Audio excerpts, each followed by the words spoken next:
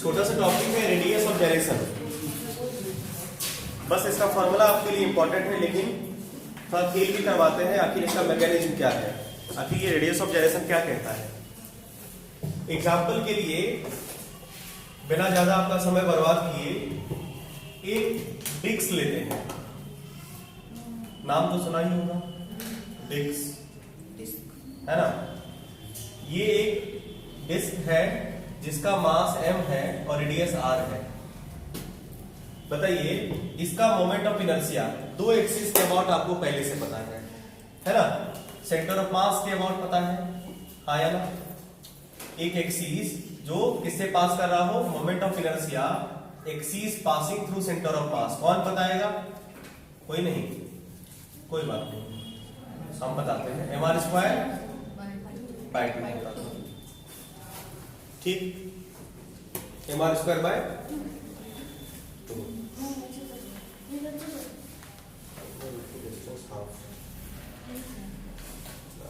ठीक। कोई दिक्कत? ये मतलब इस पॉइंट के अबाउट ना ये इस तरह से घूम रही है। इसके अबाउट मोमेंट ऑफ इनर्शिया कितना आया सर इसका? M R square by 2। कोई दिक्कत? ये इसका रेडियस है कितना? r। इस रेडियस को सर हम लोग कहते हैं, जो अभी अभी आपने लिखा है इसे कहते हैं इसका ज्योमेट्रिकल रेडियस, नहीं ज्योमेट्रिकल रेडियस कहा जाता है। एक काम करते हैं हम लोग, एक एक्सिस लेते हैं ये वाला, या इस एक्सिस का वर्ड पता है क्या? वही करते हैं, एम स्क्वायर बाय 4 लेते हैं। इस एक्सिस के अबाउट नहीं, ये मान लो ए बी एक्सिस के अबाउट सेंटर ऑफ मास इसका होता है बाबू कितना? M square by 4। कोई बात नहीं, कोई फर्क नहीं पड़ता है, कहानी समझना। अब एक काम करते हैं हम लोग कि मान लेते हैं ये एक्सिस है, ये एक पॉइंट है, और इस पॉइंट से r डिस्टेंस पे, सुनो, इस पॉइंट से r डिस्टेंस पे हमने एक बॉडी लिया जिसका मास उतना ही है जितना कि इस पूरे डिस्क का मास है। मान सकते हैं भाई, पूरे डिस्क को ना कंट्रैक्ट करके एक छोटा क्वांटम मास बना दिए, कोई दिक्कत? मास उतना ही होगा ना। और जानबूझ के हमने इसको उतना ही डिस्टेंस पे रखा है कि जितना इसका रेडियस है। अब बताओ इसका मोमेंट ऑफ इनर्शिया कितना आया इस एक्सिस के बाद? बोलो बोलो, ऐसा कैसे संभव है? इतना ही आना चाहिए भाई।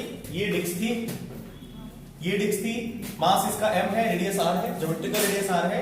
तो इस एक्सिस के अबाउट जो इसके नहीं सरफेस से पास कर रहा है, इस एक्सिस के अबाउट मोमेंट ऑफ इनर्शिया हम लोगों ने निकाला है, एम आर स्क्वायर बाय 4 होता है। अब इस डिस्क को मचाड़ के नहीं, मतलब कंट्रैक्ट करके एकदम से पॉइंट मास बना दिए और उसको इसी लाइन से इसके सेंटर से r डिस्टेंस पे रख दिए। ये पूरा डिस्क एक ही पॉइंट पे कंसंट्रेट हो गया r डिस्टेंस पे। इसका मोमेंट ऑफ इनर्शिया कितना होगा? एक पॉइंट मास r डिस्टेंस पे एम आर स्क्वायर होता है, जो जनरल फॉर्मूला है। आई बात समझ में? वही मास था, उसी रेडियस पे रखा है, मोमेंट ऑफ इनर्शिया अलग है, होना भी चाहिए था। ऐसा क्यों हुआ आपको दिखाते हैं। मोमेंट ऑफ इनर्शिया इसका एम आर स्क्वायर बाय 4 है, देखना चाहोगे? एक काम करो, इस पॉइंट मास को, ये r डिस्टेंस है ना,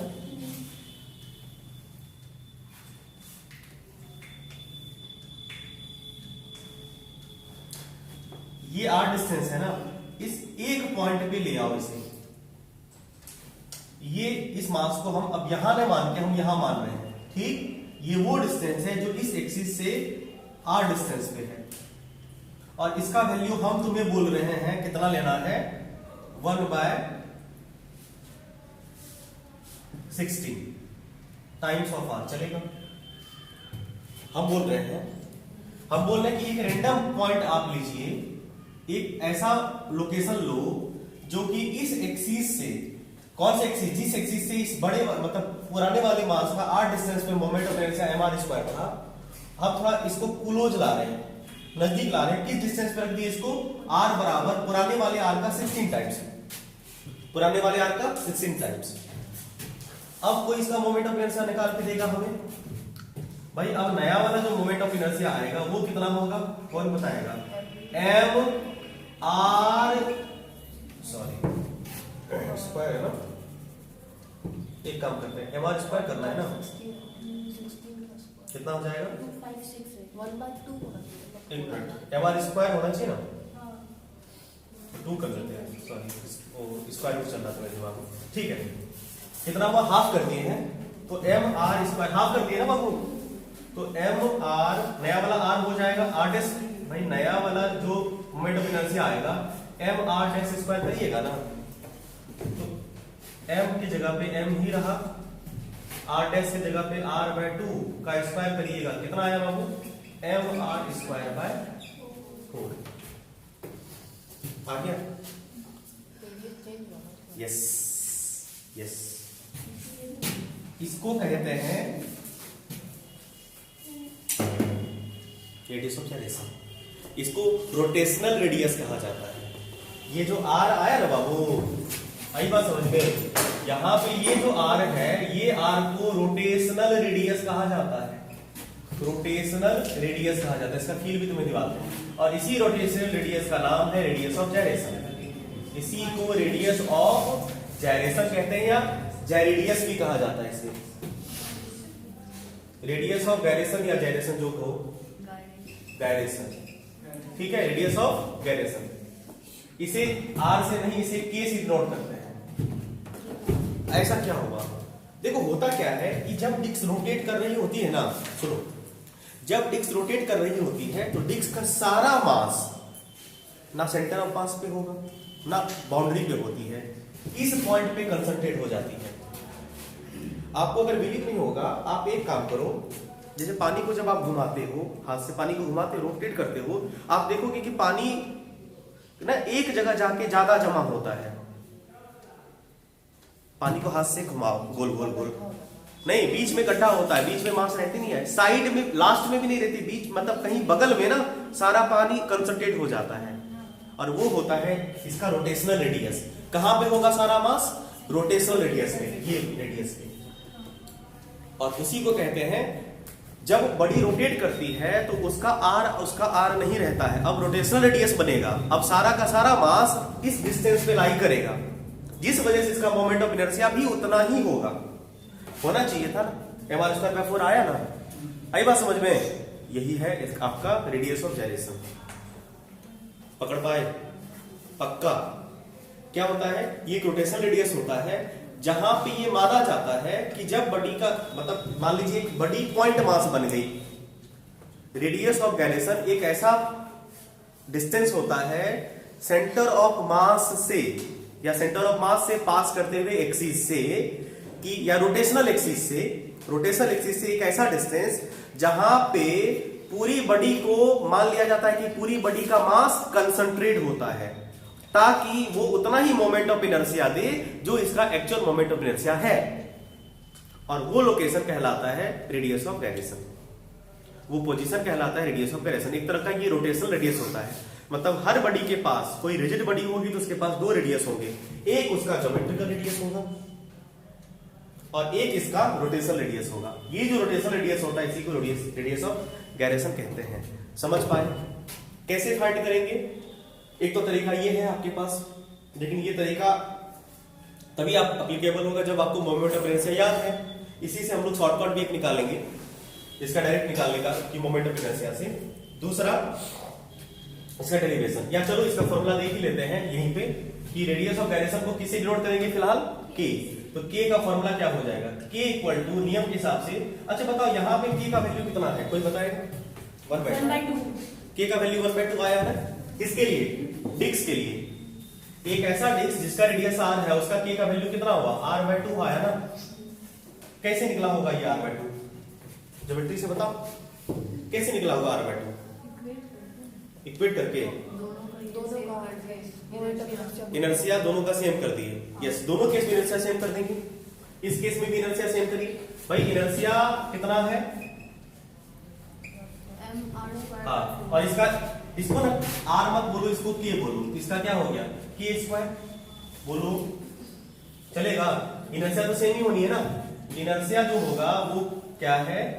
M R square by 4 is equal to M K square होगा बाबू, होगा सेम होना, इनर्शिया सेम होना चाहिए बाबू। एम से एम कट्टो, तो आप बताओ square root on both side.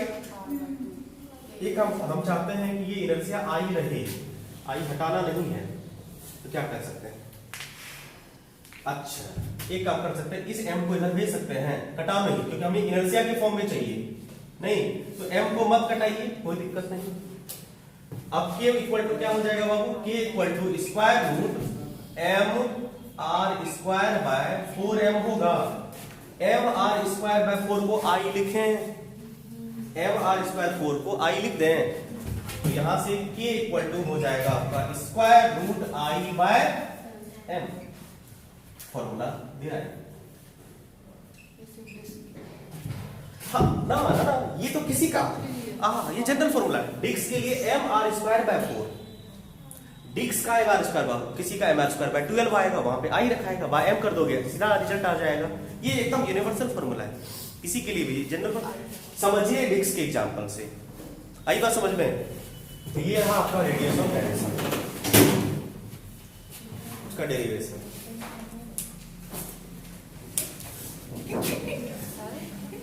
क्या लिखे हैं पढ़ के सुना देते हैं। ये कहानी लिखा गया है, रेडियस ऑफ गैरिसन या gyradius of a body about an axis of rotation.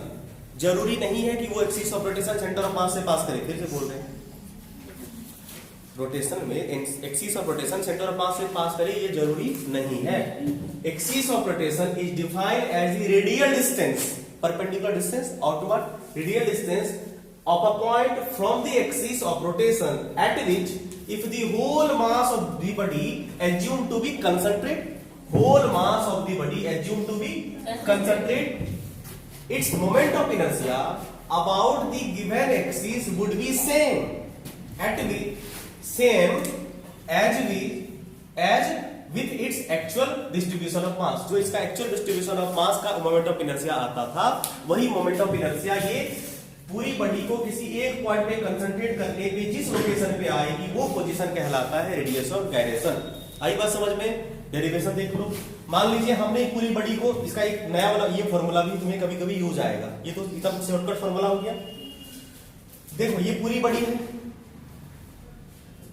R1 पे M1 मान लिए, ढेर सारा पार्टिकल है और बहुत छोटे छोटे पार्टिकल को सबको हमने मान लिया कि यूनिफॉर्म पार्टिकल है, सबका मास सेम है, तो मान लिया कि सबका मास सेम है। मोमेंट ऑफ इनर्शिया का formula m1r1 square m2r2 square. I mass सबका अगर सेम हो, हर इंडिविजुअल पार्टिकल का मास अगर सेम हो, नहीं तो हम लोग उसको जनरल फार्मूले के लिए m कॉमन ले लिए, r1 r2 r। एक काम करते हैं, कितने पार्टिकल है इसमें? n।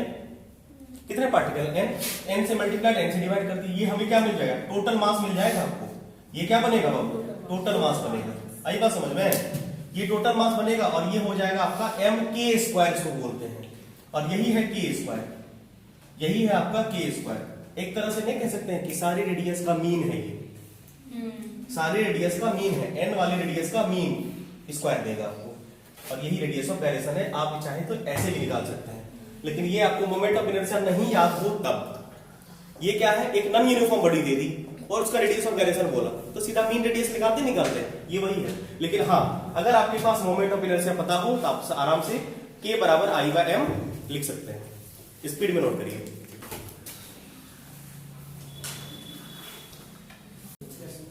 हमसे पूछा गया कि सॉलिड स्फीयर है जिसका रेडियस r, मास m है, टेंजेंस के अबाउट इसका। देखो एक बात याद रखना कि रेडियस ऑफ गायरेशन जो होगा वो मोमेंट ऑफ इनर्शिया पे डिपेंड करेगी, और moment of inertia rotational axis पे डिपेंड करती है कि किसके अबाउट लीजिएगा। तो ये जो रेडियस ऑफ गायरेशन होगा वो किस एक्सिस के अबाउट होगा, इस पे डिपेंड करेगा। फिर से सुनो, रेडियस ऑफ गायरेशन किस एक्सिस के अबाउट ले रहे हो ये उससे डिपेंड करेगा। जैसे मान लो आपने क्या किया, डिस्क को इसके अबाउट ले रहे थे, इसके अबाउट ये रेडियस ऑफ गायरेशन कुछ यहाँ पे आया, लेकिन अगर हम डिस्क को ऐसे घुमाएंगे तो क्या रेडियस ऑफ गायरेशन वहीं आएगा? नहीं, कहीं और आएगा, क्योंकि इसके बाद मोमेंट ऑफ इनर्शिया का वैल्यू कुछ और होता है। आई बात समझ में? परंतु अगला वाला जो सवाल होगा उसमें जब भी रेडियस ऑफ गायरेशन का रिस्पेक्टिव एक्सिस के अबाउट रेशियो दे रखा है, वो तो कट ही जाना है ना। आई बात समझ में? रेशियो डजंट इफेक्ट, क्योंकि उसका अगर आप सेंटर ऑफ मास के अबाउट निकाल रहे हैं तो दूसरा वाला का भी सेंटर ऑफ मास के अबाउट ही निकाल रहे हैं ना, तो उससे कोई फर्क नहीं पड़ेगा। या चलो पड़ेगा भी तो आपको निकालने आता है ना रेडियस ऑफ गायरेशन से, निकाल लेना। जिस भी रिस्पेक्टिव एक्सिस के अबाउट आपको बोला जाएगा, क्योंकि उसके अबाउट आपको मोमेंट ऑफ इनर्शिया पता है। जैसे स्फीयर के अबाउट बोला गया है कि ये हमारे पास एक स्फीयर है, नहीं, और स्फीयर कौन सा है, सॉलिड है, सॉलिड स्फीयर, इसका रेडियस आर है। टेंजेंट के अबाउट बोला गया है, तो भाई अगर आपको टेंजेंट के about radius of gyration moment of inertia नहीं पता, तो वैसे आपको याद होना चाहिए कि moment of inertia about tangent होता है 7/5। नहीं याद है तो सेंटर ऑफ मास के अबाउट तो कम से कम याद रखोगे ना। तो सेंटर ऑफ मास के अबाउट अगर पास करेगा तो इसका मोमेंट ऑफ इनर्शिया पासिंग तो सेंटर ऑफ मास होता है वो कितना, 2/5 mr²। तो पैरेलल एक्सिस थ्योरम लगा देते हैं, और पैरेलल एक्सिस थ्योरम ये कहता है कि टेंजेंट के अबाउट अगर आपको मोमेंट ऑफ इनर्शिया निकालना हो, मतलब किसी एक्सिस के अबाउट अगर आपको निकालना हो, तो moment of inertia about centre of mass into ma² चलता है। तो moment of inertia about centre of मास कितना है, 2/5 mr², और यहां से इसका डिस्टेंस कितना हो जाएगा, r, तो सीधा सा mr² कर दीजिएगा, सॉल्व करिएगा 7/5 mr² आएगा। ये तो i आ गया। अब k पूछ रहा है बाबू, k इक्वल टू क्या होता है, i/m। i का वैल्यू 7/5 mr²/m, m कट्टो r² का r हो गया, मतलब आपका हो गया क्या, √7/5 टाइम्स ऑफ r। ये आया रेडियस ऑफ गायरेशन का रिजल्ट। सर उसका एक्सिस क्या है? हाँ जी, एक्सिस क्या है इस वाले?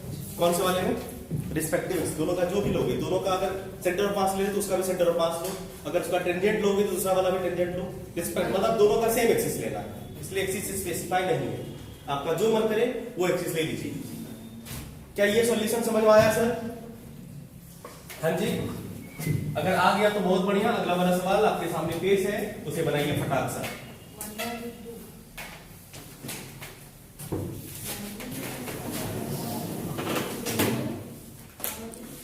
अगला वाला क्वेश्चन ये रहा आपके स्क्रीन पे। एक डिस्क है और एक रिंग है, डिस्क का भी मास m है, रिंग का भी मास m है। डिस्क का भी radius capital R geometrical radius, और रिंग का भी ज्योमेट्रिकल रेडियस कैपिटल R है। दोनों की रेडियस ऑफ गायरेशन का रिजल्ट निकालना है विद रिस्पेक्टिव एक्सिस, मतलब अगर आप इसका सेंटर ऑफ मास वाला एक्सिस ले रहे हो, इसका भी सेंटर ऑफ मास वाला एक्सिस लेना। क्वेश्चन में लिखा हुआ है, नहीं फाइंड द रेशियो, नहीं विद रिस्पेक्टिव एक्सिस, जो भी है रिस्पेक्टिव एक्सिस के अबाउट। क्लियर बनेंगे। एक बात बताइए सर, डिस्क का की निकालना है किसके अबाउट, सेंटर ऑफ मास के अबाउट ले लेते हैं। की निकालेंगे सेंटर ऑफ मास के अबाउट, तो moment of inertia centre of mass के अबाउट कितना होता है इसका, डिस्क का, डिस्क का होता है mr²/2, ये आई आएगा। चलो तो आपको ये पता है कि k का फॉर्मूला होता है k = I/m। तो अगर हम k1/k2 कहें, यानी कि k डिस्क नहीं बाय k रिंग करें, तो ये हो जाएगा, m तो दोनों का सेम है, तो क्या हो जाएगा directly I disc by I ring का रेशियो आएगा, ये ना आएगा। अब moment of inertia about centre of mass आप ले रहे हैं किसका, डिस्क का, डिस्क का हो जाएगा कितना, mr²/2, और रिंग का सीधा mr² होता है सेंटर ऑफ मास के अबाउट। नहीं, ये डिस्क की बात करें, ये सब याद रखना है बाबू। और अगर हम रिंग की बात करें, मास उतना ही हो, इसका सेंटर ऑफ मास के अबाउट होता है mr²। ये mr² हुआ बाबू, mr² कट्टो 1:√2 आंसर। रेशियो क्या होगा, 1:√2। क्लियर है, समझ पाए? आइए आगे बात करें। सुनो,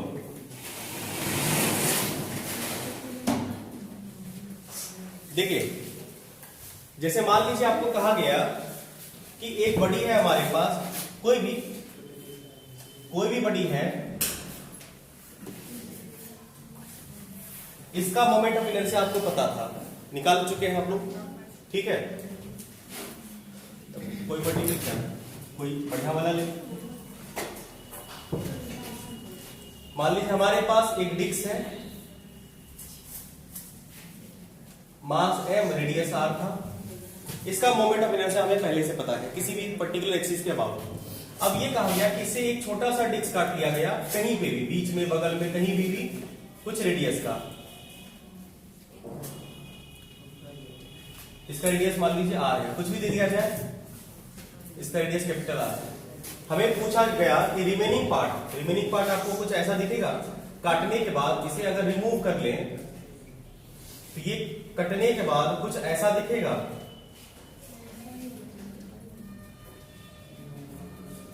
कटने के बाद ये कुछ ऐसा दिखेगा। इसका क्या मोमेंट ऑफ इनर्शिया वही रहेगा बाबू।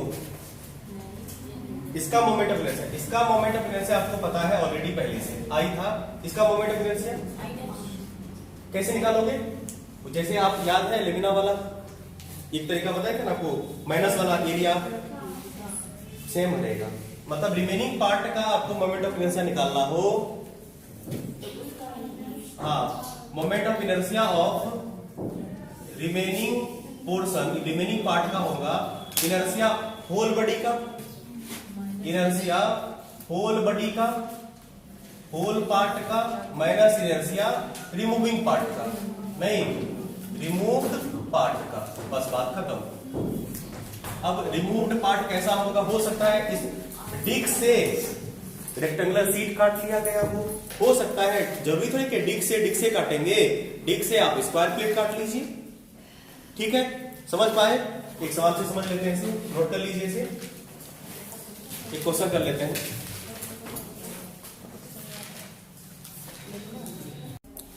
देखो, अगर एग्जैक्ट लोकेशन वैसे दिया रहेगा सवाल में, बस तरीका बताने की कैसे करना है। जैसे ये डिस्क था, इसका moment of inertia centre of mass के अबाउट आपको पता है, ठीक है? हमसे एक छोटा डिस्क काटा गया। अब कहां काटा गया? ये इंड से काटा गया कि यहां से काटा गया, वो आपको स्पेसिफाई होगा। तत्काल हमने आपको ये कहा है, समझना बाबू, तत्काल हमने आपको ये कहा कि जिसका रेडियस r रेडियस और स्मॉल m का जो कट हुआ है, ये ध्यान दो, इसका डिस्टेंस इसके सेंटर से कितना है? d है। ये हम स्पेसिफाई कर दिए आपको। बोलो, कोई दिक्कत नहीं ना? बढ़िया। अब आपको क्या करना है? रिमेनिंग यहाँ पे एक चीज है, बस बारीकी बरतनी है। क्या कि सीधा सीधा आप लोग इमोशनल होकर डिस्क का फॉर्मूला लगा दोगे, बड़का वाला सेंटर ऑफ मास के अबाउट में लगाओगे ना। क्या लगाओगे? m I बराबर निकालोगे ना, टोटल डिस्क का एम आर स्क्वायर डिस्क के अबाउट सेंटर ऑफ मास से पास कर रहा होता, कितना होता था? एम आर स्क्वायर बाय 2 करिएगा और minus small m small r square by 2 कर दीजिएगा। क्या करिएगा? कैसे करना है ये सवाल से समझ में आएगा। किसी एक एक्सिस के अबाउट दोनों का निकालोगे ना बाबू, मतलब हमारा अपने एक्सिस के अबाउट मोमेंट ऑफ इनर्शिया, हमारा खुद के एक्सिस के अबाउट मोमेंट ऑफ इनर्शिया, भाई दोनों का जो रिमेनिंग पार्ट का मोमेंट ऑफ इनर्शिया होगा किसी कॉमन एक्सिस के अबाउट ना, यानी इसका मोमेंट ऑफ इनर्शिया आपको इसके एक्सिस से अबाउट निकालना होगा। मतलब किसी एक एक्सिस ऑफ रोटेशन को कॉमन रखोगे या पूरे डिस्क का इसके एक्सिस से निकाल लीजिए। आई बात समझ में? हो या ना? हो ना? ठीक। तो रिमेनिंग पार्ट का जो मोमेंट ऑफ इनर्शिया आएगा बाबू, वो तो पूरे डिस्क का इसके सेंटर ऑफ मास के अबाउट। तो बड़ा वाला moment of inertia centre of mass के अबाउट अगर आप निकालने हैं रिस्पेक्टिव, तो इसका भी मोमेंट ऑफ इनर्शिया इसी एक्सिस से जो इसके सेंटर ऑफ मास से पास करेगा। आई बात समझ में है? बोलो ना रे। इस एक्सिस के अबाउट आपने इसका मोमेंट ऑफ इनर्शिया निकाला minus moment of inertia of छटका, यानी कि छटका मोमेंट ऑफ इनर्शिया, छटका आई लिख देते हैं किसके सेंटर ऑफ मास के अबाउट? उसके के एक्स वाई के अबाउट। इसका मोमेंट ऑफ इनर्शिया अगर एक्स वाई के अबाउट, इसका भी मोमेंट ऑफ इनर्शिया एक ही एक्सिस के अबाउट रखना है बस। फिर बट बढ़िया, बड़का वाला मोमेंट ऑफ, फिर बड़का वाला moment of inertia M R square by 2 centre of mass के अबाउट, मतलब एक्स एक्सिस के अबाउट माइनस। अब बोलो इसका मोमेंट ऑफ इनर्शिया इसके अबाउट कैसे निकालते हैं? पहले स्किप करो। इसका मोमेंट ऑफ इनर्शिया इसके अबाउट निकालिएगा, इसका खुद के सेंटर ऑफ मास के about plus M R square. इसका खुद के सेंटर ऑफ मास के अबाउट कितना आएगा बाबू?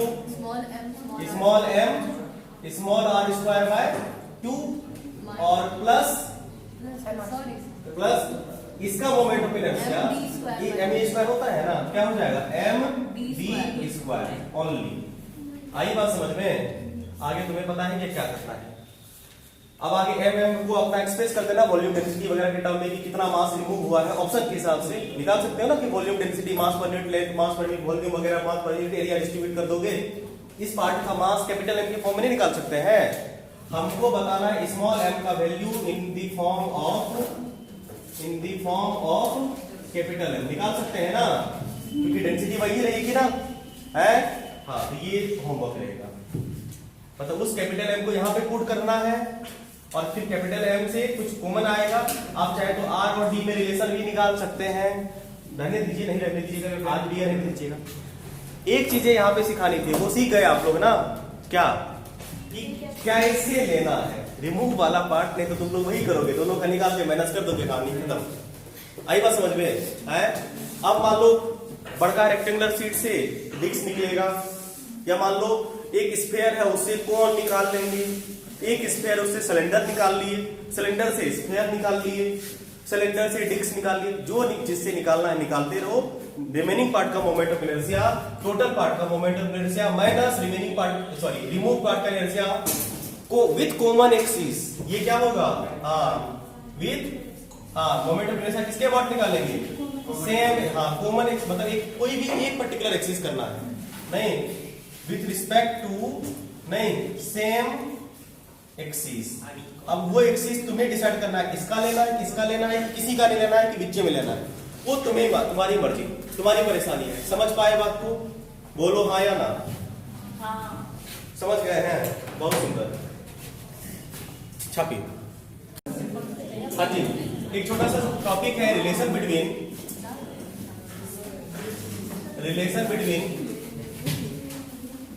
टॉ एंड आई। टॉ क्या है? टर्क है, आई क्या है? मोमेंट ऑफ इनर्शिया है, ठीक है? इनके बीच रिलेशन। एक बात बताओ, जैसे मान लीजिए एक पॉइंट मास है, वो सर्कुलर ट्रैक पे, ध्यान दो, एक पॉइंट मास है जिसका मास m है, वो सर्कुलर ट्रैक पे मूव कर रही है बाबू, और इस ट्रैक का रेडियस मान लीजिए r है। इस पे फोर्स लगा होगा ना, टेंजेंशियल फोर्स लगा, जिसकी वजह से टेंजेंशियल एक्सीलरेशन बना, टेंजेंशियल फोर्स, टेंजेंशियल एक्सीलरेशन बना। आप हमें ये बताइए, अगर हम यहीं पे इस फोर्स की वजह से आपसे पूछें कि भाई हमें टर्क बताओ, तो आप बोलोगे ना सर टर्क बराबर होता है R क्रॉस F, यस और नो, मतलब torque equal to RF sine theta, here theta is कितना? 90, ठीक है? तो टॉ बराबर साइन 90 बरोबर 1, तो R इंटू F होगा ओनली, मतलब ये टेंजेंशियल फोर्स जो भी, हाँ या ना? आप हमें ये बताइए, क्या हम F को F बराबर M A टेंजेंशियल लिख सकते हैं? कोई दिक्कत? और आपको भली भांति पहले से भी याद होगा कि A टेंजेंशियल A बराबर होता है R times of alpha, yes और नो? A बराबर लीनियर एक्सीलरेशन बराबर ये linear acceleration R times of angular acceleration, yes और नो? बोलो। तो टॉ बराबर R को R नहीं लिखे हैं, क्या लिखते हैं? अच्छा, R को एक्सप्रेस कर दे किसमें? इसी में नहीं, R अल्फा, हाँ ठीक, R नहीं देते हैं M, और AT को R टाइम्स ऑफ अल्फा लिखें। बोलो कोई दिक्कत? तो टॉ बराबर M R square times of alpha चला। क्या ये इस पॉइंट मास का मोमेंट ऑफ इनर्शिया नहीं है उस एक्सिस से? बोलो। तो टॉ बराबर I टाइम्स ऑफ अल्फा, बस क्या हुआ? टॉ बराबर I अल्फा। बहुत ही यूजफुल रिजल्ट है ये, बहुत जगह काम आने वाला है, छोटा दिखने में है लेकिन ये वही वैल्यू कैरी करता है जो वैल्यू F बराबर ma का आपका वैल्यू रखता है। जितना वैल्यू F बराबर ma का है, सेम वैल्यू टॉ बराबर I अल्फा का है। भाई वही एनालॉजी है, F बराबर ma, टॉ बराबर a एंगुलर और I मोमेंट ऑफ इनर्शिया। जो काम वहां पे मास का, वही काम यहाँ पे इनर्शिया का होता है। छाप लो तो फटाफट। ये रिलेशन करवाएं। लड्डू नहीं है ये, किडनी होती है ना, हाथ में रखे हैं और ये हवा लग रही है, गोल गोल घूमती है। हाँ, तो यहाँ पे हवा नहीं लगाना है, किसी को फूंक मारना है इधर से, तो घूमेगा ना। हाँ, तो ये फूंक का कुछ ना कुछ फोर्स होगा ना बाबू। हाँ, ये फोर्स आपको दे रखा है 20 न्यूटन, 20 न्यूटन का फोर्स दे दिए। बोलो कोई दिक्कत नहीं। अब ये जो पूरा रिंग है आपका, जो कि घूमने वाला है इस पाइवोटेड पॉइंट से, प्लीज इस पाइवोटेड पॉइंट से, इसका कुछ ना कुछ अपना मास भी होगा ना। इसका मास दे दिया आपको, ये जो रिंग टाइप की चीजें हैं इसका मास दे देते हैं हम आपको। कितना चक्का है एक, मास 10 किलोग्राम का, ठीक है। और इसका रेडियस दे देते हैं हम आपको 20 सेंटीमीटर। बताओ क्या पूछा गया होगा। जब आपने ये फोर्स टेंजेंशियली अप्लाई किया है, ये फोर्स जो है वो टेंजेंशियल है, तो टेंजेंशियल फोर्स जो आपने 20 न्यूटन अप्लाई किया है, ये अल्फा बनाएगा ना बाबू। कितना इसका एंगुलर एक्सेलरेशन बनाएगा ना, कितना भाई, कितना। अच्छा, एक बात बताओ, अल्फा बराबर क्या होगा। अभी अभी आपने ताजा क्या है कि टाउ बराबर आई अल्फा, टाउ बराबर क्या होगा, एफ आर होगा, एफ क्रॉस आर। टाउ को हम लोग आर क्रॉस एफ लिख सकते हैं वैसे। और ये आई रिंग का क्या, ये पॉइंट कौन सा है, centre of mass, about moment of inertia, M R square. Good, M R square times of alpha. R का वैल्यू कितना, 20 centimetre, 20 into 10 to the power minus 2। F का वैल्यू 20, एम का वैल्यू 10 किलोग्राम और R का value फिर से 20 into 10 to the power minus 2 का square times of alpha. कुछ कट रहा है तो घटा दो, 1 से ये पूरा कट गया, एक पावर 1 से 1 कट गया, तो अल्फा बराबर हो गया तुम्हारा कितना, अल्फा इक्वल टू हो गया 2 by 20 into 10 to the power minus 2, मतलब ये 10 यानी 10 टू द पावर होगा। खाली रहे -3 है, मैंने माइनस आंसर 10 नहीं है, आंसर 20 है। तो सर टर्क फाइंड करना होगा। इसका ये टर्क निकालेंगे, 20 निकाले हैं सर। टर्क कितना आया, 20। टर्क 20 कहाँ आया, हाँ मेरा तो आर क्रॉस एफ ना, आर 20 है, एफ भी 20 है, तो 20 कैसे हो अल्फा जाएगा। क्या है, क्वेश्चन क्वेश्चन गलत नहीं है, क्वेश्चन एकदम सही है। मास 10 केजी है, मास 10 केजी है, रेडियस 20 सेंटीमीटर है, इसलिए वेट फोर्स इतना अप्लाई, ठीक है। हाँ, ये वैसे रिंग नहीं डिस्क है, कोई बात नहीं, तो मोमेंट कैसा बदल जाएगा। और अच्छा, रिंग कैसे घूमेगा, रिंग में बीच में कुछ होगा ही नहीं ना, तो डिस्क ही नहीं घूमेगा। एक चक्का होता है ना गोल सा वाला, चाकू धार करने वाला चक्का देखा है, वही चक्का है, डिस्क हो गया तो फिर अच्छा moment of inertia m r square by 2 फिर हो जाएगा। तब आ गया। हाँ, तो यहाँ से अल्फा आएगा, अल्फा इक्वल टू कितना हो जाएगा बाबू, अल्फा इक्वल टू होगा r into F into 2 by M R square. सबका वैल्यू सुविधानुसार पुट कर दीजिएगा। r का वैल्यू कितना होगा बाबू, आर काशी निकालने एक आर काम कीजिए। हाँ, r एक r कट जाएगा, कैपिटल R है, समझ गए। r का value 20 into 10 to the power minus 2 metre में, f का वैल्यू 20 इंटू 2 बाय m का वैल्यू 10 और r का स्क्वायर। एक r से एक r कट गया ना, एक r से एक r उड़ गया आपका, नीचे बचा r, ऊपर वाला r उड़ा देते हैं और नीचे जो r बचा है उसका वैल्यू है आपको 20 into 10 to the power minus 2। कट्टो कट्टो 20 खत्म, और कौन आएगा, 20 हो जाएगा। तो कुल मिला के वहां पे आएगा 20 रेडियन पर सेकेंड स्क्वायर। एंगुलर एक्सेलरेशन है ना 20 रेडियन पर सेकेंड स्क्वायर। आई बात समझ में। तो देखो इस रिलेशन से कभी आपको देखो, कभी अल्फा पूछ लेगा, कभी मोमेंट ऑफ इनर्शिया पूछ लेगा, नहीं आई बात समझ में। कभी कभी तो टेंशन पूछ लेगा, कैसे टेंशन निकालोगे भाई, टेंशन कहां से आया। सुनो, अब यही देखो, ये सवाल हम करवा नहीं रहे, बस बता रहे कि अगर इसमें अल्फा पूछेगा निकाल लोगे, अल्फा निकाल लिए, आई पूछेगा तो ये सब कुछ गिवन होगा। अब इसमें कभी टेंशन वाला सवाल आएगा। टेंशन क्या है कि जैसे लट्टू होती है, या मान लो उस तरह की गोल सी कोई चीज है, ये सिलेंडर है मान लो, नहीं इसमें रस्सी लपेट हुए हैं, रस्सी को टेंजेंशियली खींचेंगे तो सिलेंडर घूमेगा, अल्फा आएगी, टेंशन आएगा, तो टेंशन एक्चुअल में आपको क्या पूछा जाएगा, वहां पे फोर्स पूछा जाएगा। बात खत्म। वो तो फोर्स सेंटर ऑफ मास के अलावा टेंजेंशियली जब लगाएंगे, कभी कभी वो एंगल पे बोल देगा तो कंपोनेंट यूज कर लीजिएगा, और क्या साइन थीटा वाला एक्ट होता है, यहाँ पे टर्क साइन थीटा वाला बनाता है ना, परपेंडिकुलर कंपोनेंट बनाता है। नहीं समझे? अगर आपसे टेंशन पूछा गया रस्सी में कितना टेंशन दे ताकि इतना घूमे ये, इतना एक्सेलरेशन बनाइए, इतना अल्फा बनाइए, तो वो टेंशन मतलब आपसे फोर्स पूछा जा रहा है। समझ गए? इस तरह के कुछ सवाल डीपीपी में होंगे, बना लीजिएगा। ठीक है, धन्यवाद। What is question? हाँ, क्वेश्चन में डिस्क था, लिख दिया।